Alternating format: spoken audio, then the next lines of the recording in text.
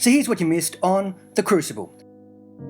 Reverend Parris found Abigail, Betty, a few other girls and Tituba dancing naked in the woods. In the Puritan times, dancing was bad. Naked dancing was even worse. Bottom.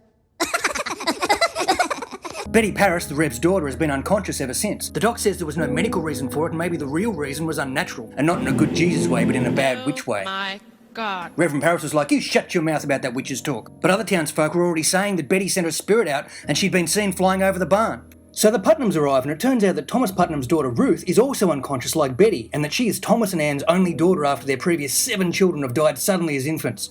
Rev Parris and the Putnams go downstairs to sing a psalm and try and get people to stop talking about witches. Oh my God. Leaving Abigail Williams and Mercy Lewis alone with Betty.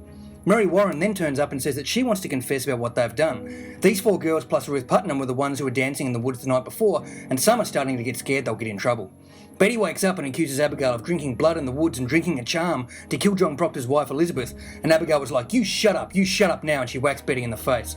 Abigail then threatens all the other girls and says if they ever tell anybody anything, she'll come for them in the night and bring a pointy reckoning that will shudder them. Sounds bad. So John Proctor turns up and he's all like, eee, and Abigail Williams tells him that Betty is just faking because she's scared of getting in trouble.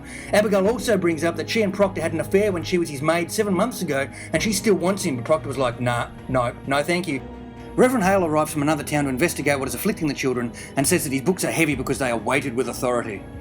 Proctor, who is not buying into all of this witches nonsense, tells Hale that he has heard he's a sensible man and hopes he leaves some of his sense in Salem, and then Proctor leaves.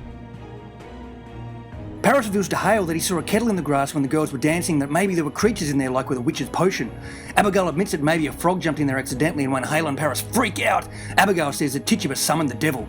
Tituba, Reverend Parris' servant from Barbados, is dragged in and asked if she's been chilling with the devil and if she saw anybody else hanging around with the fiery red guy when she did. Oh Lord Jesus, it's a fire! Feeling under pressure, Tituba says that the devil tried to convince her to cut Parris' throat because Parris is a mean and cruel man, but she says that she told the devil no. Tituba then says that the devil told her he had Goody Good and Goody Osborne working for him, but only after Parris and Putnam had given her those names earlier. Even Hale is getting all caught up with this whole witches thing now, and Abigail sees her chance to cover her butt and suddenly starts screaming that she danced with the devil. You ever danced with the devil in the pale moonlight? What? And she saw Goody Good and Goody Osborne and Bridget Bishop with the devil.